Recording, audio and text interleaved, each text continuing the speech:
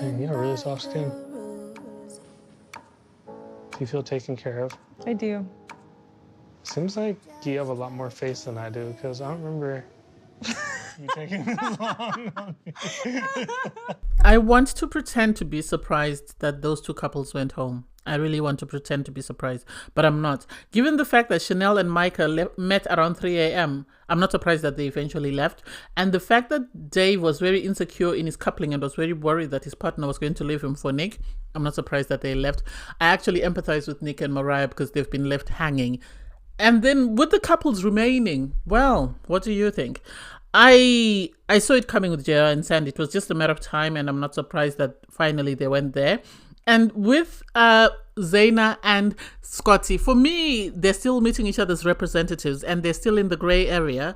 And then I think my standout couple this season is Aria and Caleb. I love them. I really do love them. And I think they could actually leave the experiment as a couple and actually work in the real world because of how they come across, because they actually complement one another. But anyway, hey there. Thanks for stopping by. It's Valerie. Welcome to my channel. If you're new here, don't forget to subscribe.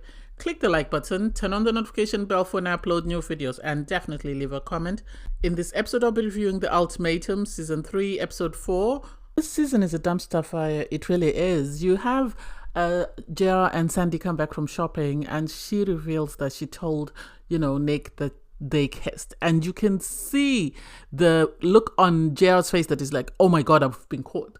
So whatever he was planning on doing, he didn't plan on revealing it to anyone else, it seems. It seems he thought he would do whatever he wanted with Sandy and it would be kept private.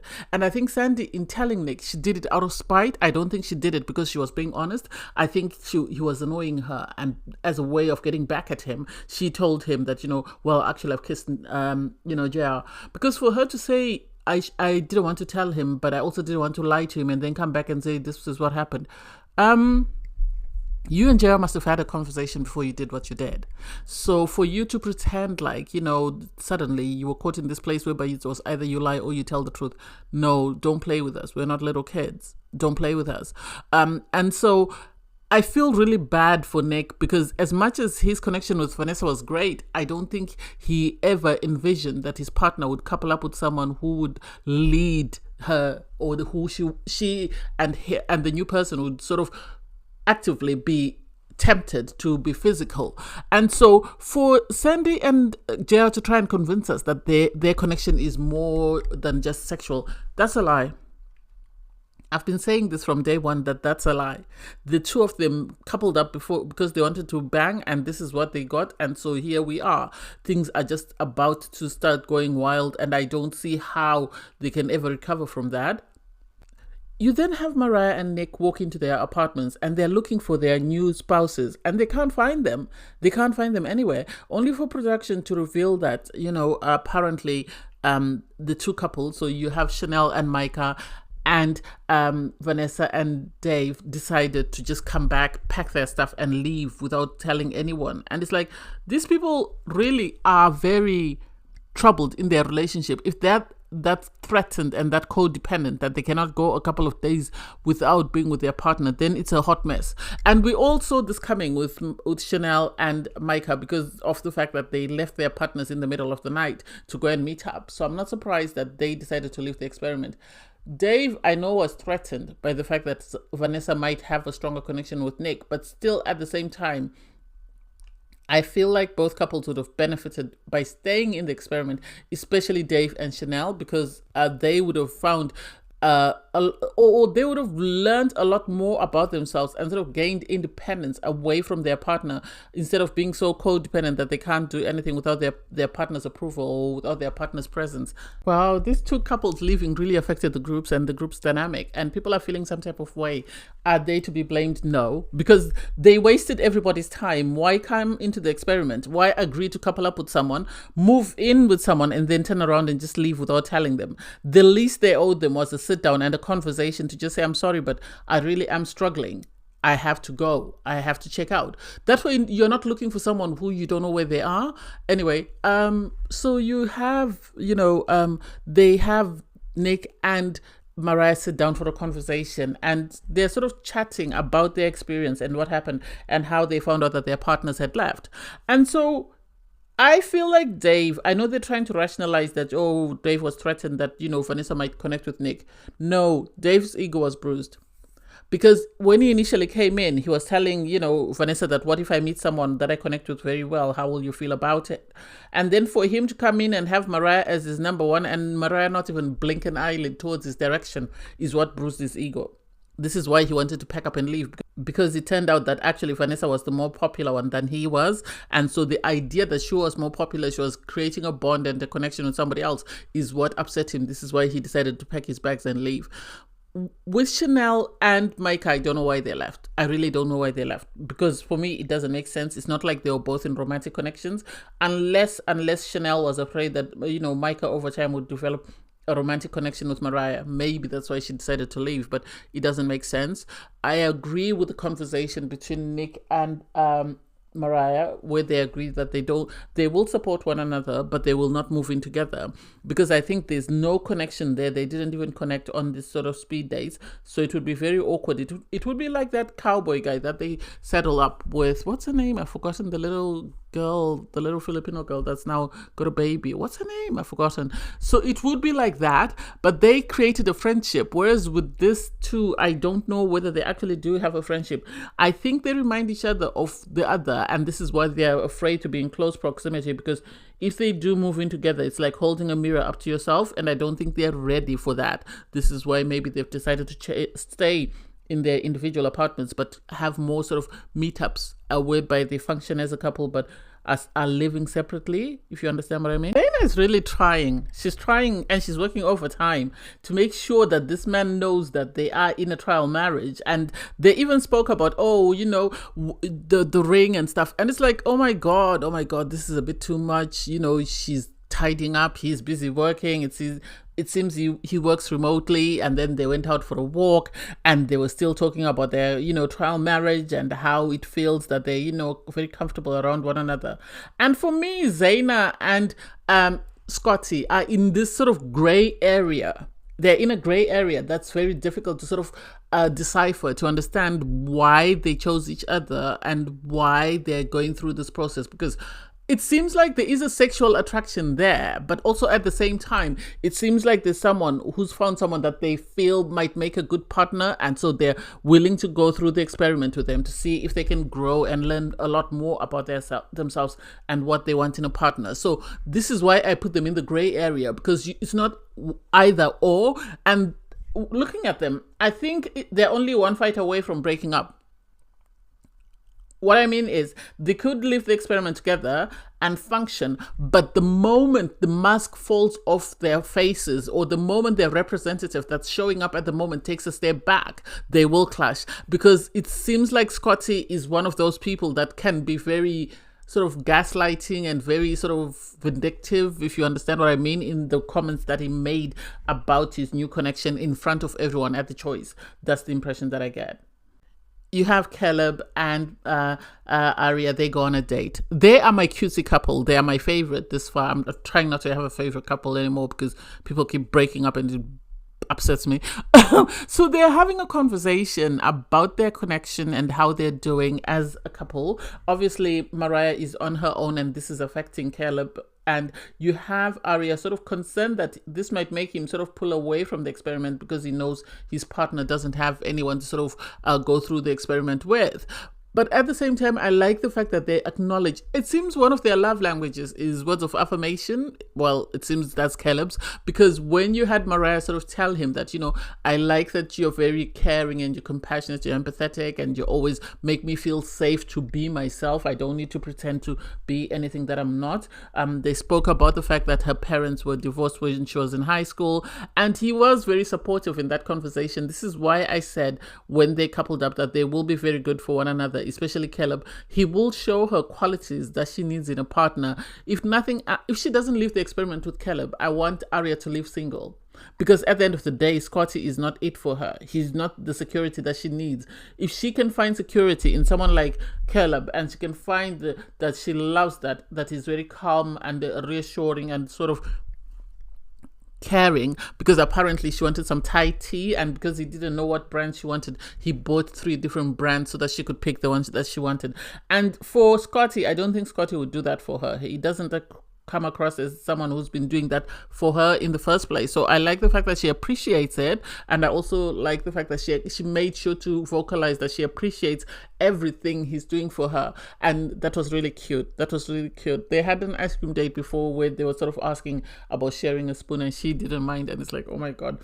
These two, I think, are my wild card, that if they leave the experiment together, they could work. They really could work. And sadly, I don't know whether Caleb would want to put Mariah through that pain of sort of him abandoning her, given the fact that she's already said she's got abandonment issues from her mom, leaving her when she was 8 years old. This is going to end in tears. It really is going to end in tears, and we will be sitting here and watching it. I know the reunion is out. I'm trying not to watch ahead or sort of get any spoilers. I want to wait until I get to the very end to know who stayed together and who broke up. So you have JR and Sandy go for a bowling date. Those two people are, where everybody else is pretending to be married, they are living as though they are married. And they are considering themselves as single, and they are doing whatever they want to do because they decide to place a bet. And the bet is, if JR wins, then she gets to sleep in his t-shirt. If she wins, he gets to cook her dinner. And it's like, how is that? How are you balancing that math? That math is not balancing. That math ain't mathing. Because how is cooking a meal and you having her wear your item of clothing the same thing? Why not say to her, you cook me something? Why not say something on the same par? The fact that he was smacking her bum, I don't get it. And she was, bending over in a very provocative manner when he was sort of playing.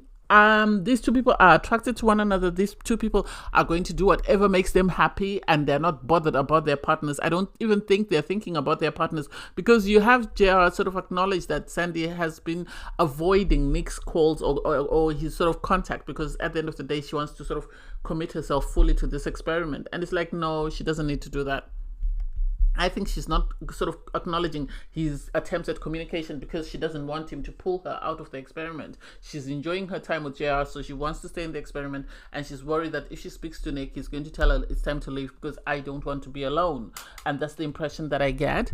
They play the game. Well, it's apparently she won, and it's like, I'm not buying it. Even if she wins, I still have a feeling that, she's going to go to bed in his item of clothing and they're still going to make out in bed. I'm surprised the producers haven't shown us any footage of them in bed. For him to ask for a hug, to say, I haven't had my hug today. And it's like, there's more to life than that. There is more to life than that. Your connection is not supposed to be only physical. It's supposed to be everything else to help make you grow as a person. You have, Scotty and Zaina go on a date. They are another couple. Sadly for Scotty, I think Zaina can see through his BS, and I think she's starting to see, because they're having this conversation about their connection, and he's saying to her, I have a great connection with you and I have a great connection with my ex. So either way, I think we're very compatible. Either way, so I should be able to leave here engaged to someone. And it's like, are you wanting to leave engaged to someone because you feel sort of an emotional, spiritual, romantic connection with them? Or are you wanting to do it because of your ego? Because they were sort of having conversations about, when do you see yourself wanting to have children? Where do you see yourself wanting to settle?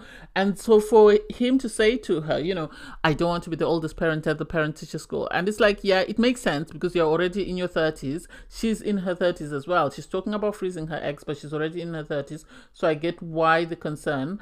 But the idea that you'd be that sort of, well, it comes across as arrogant to me to say that I should be able to live with someone because I'm compatible both. And it's like, they're two totally different girls. So how are you compatible with them? Unless you're a chameleon and you're constantly changing yourself to sort of meet whatever you think they want in a partner. Because Zaina and Arya are two totally different people.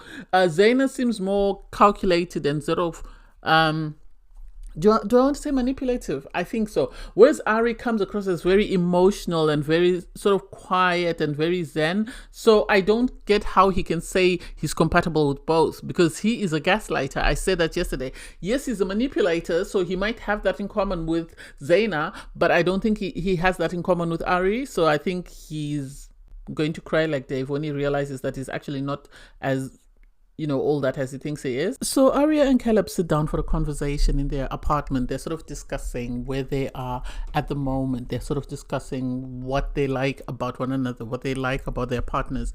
And so I am now sort of questioning, what childhood did Mariah have? Because we know she was abandoned by her mom at 8. So who raised her? I think she said she moved in with her dad.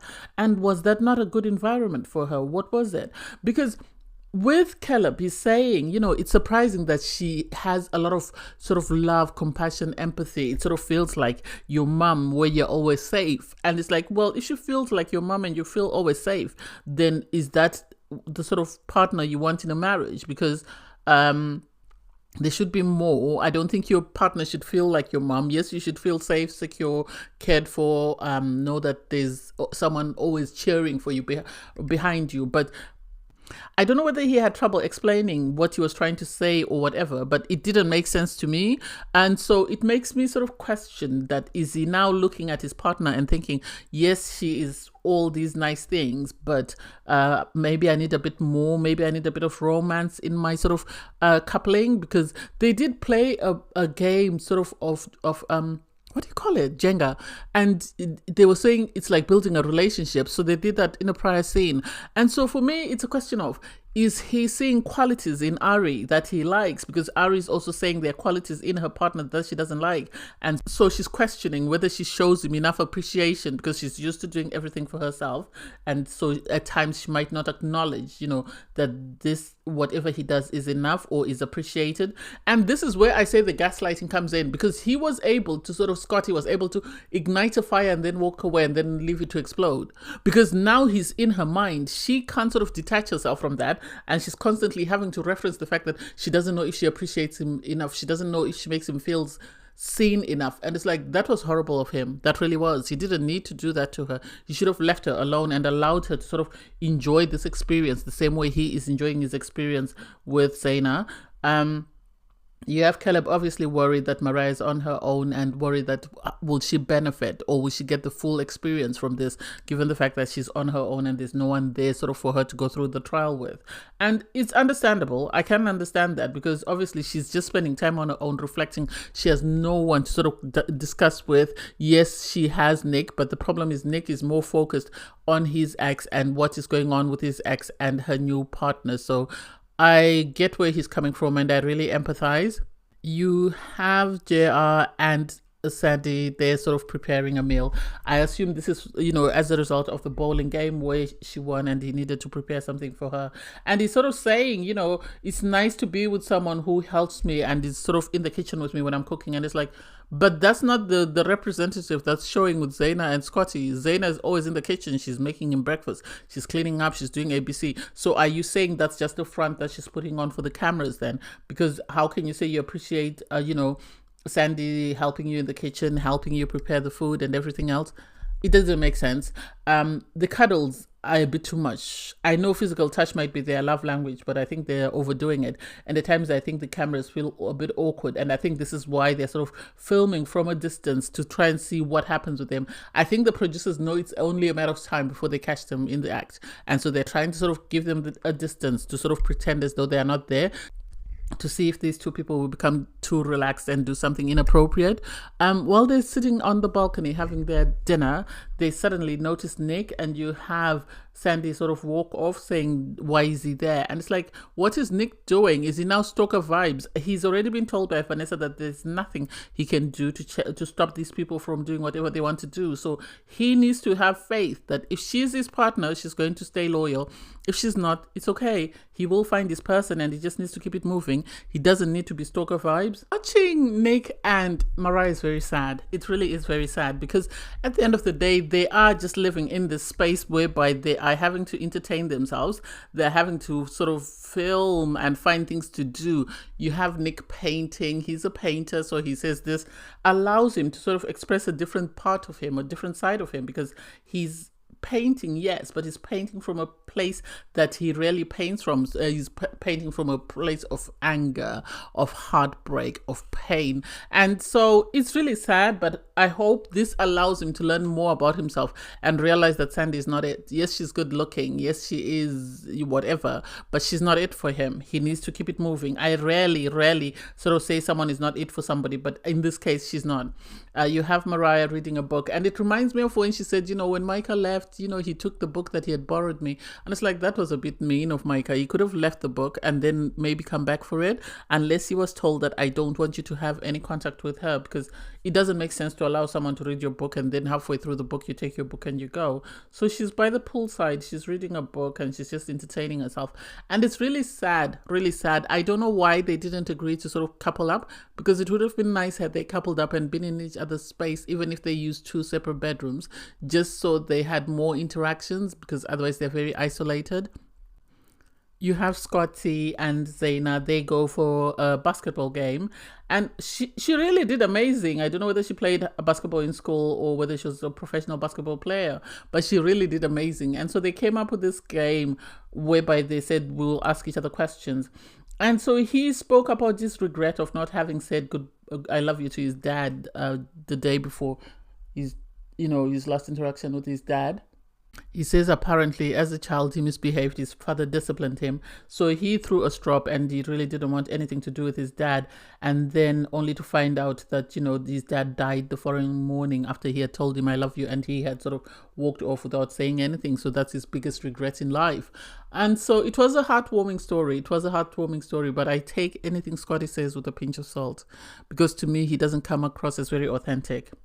Maybe it's because of the way he spoke about his partner completely gone off him. So I don't know. Maybe he'll change my mind. And then you have Arya and Caleb. Caleb wants to kill Arya with kindness. He really does. Because he always comes across as he's a totally different type of guy. And this is what I was saying, that her being, Arya being with him will be good for her, because she will learn about things that she wasn't aware that she needed in a partner, because he created this spa day for her. So he bought a food spa, he bought, stuff for the spa, and they sat down and they were just sort of giving each other facials, and it was really cute to see how very sort of relaxed they were. And I think they're now developing romantic feelings, because initially they said it was platonic, and even Ari said it was platonic, but it seems they're now growing something deeper.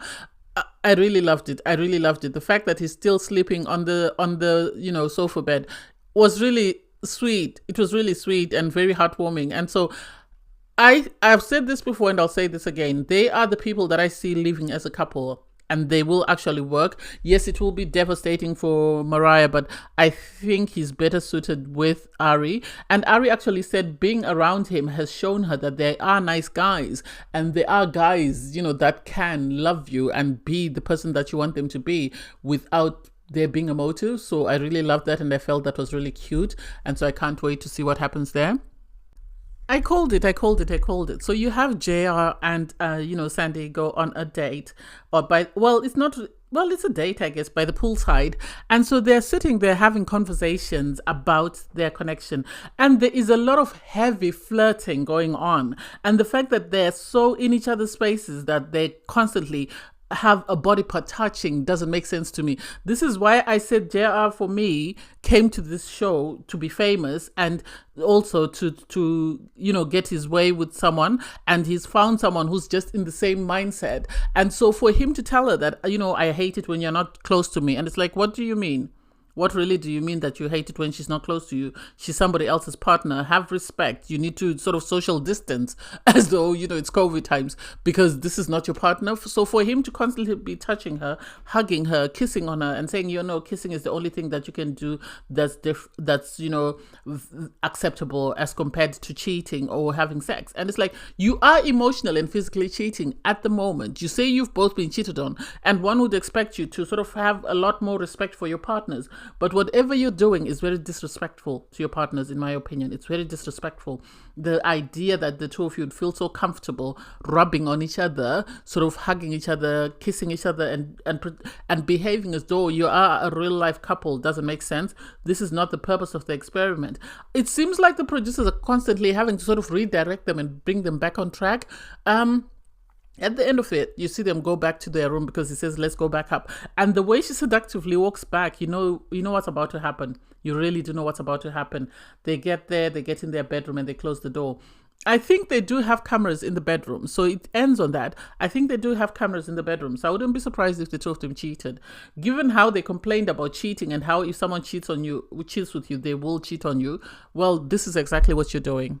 This is exactly what you're doing. But anyway, thanks guys for watching. Please don't forget to like, share, comment, and subscribe. And click the link in my video to watch my review from episode 3. Bye guys.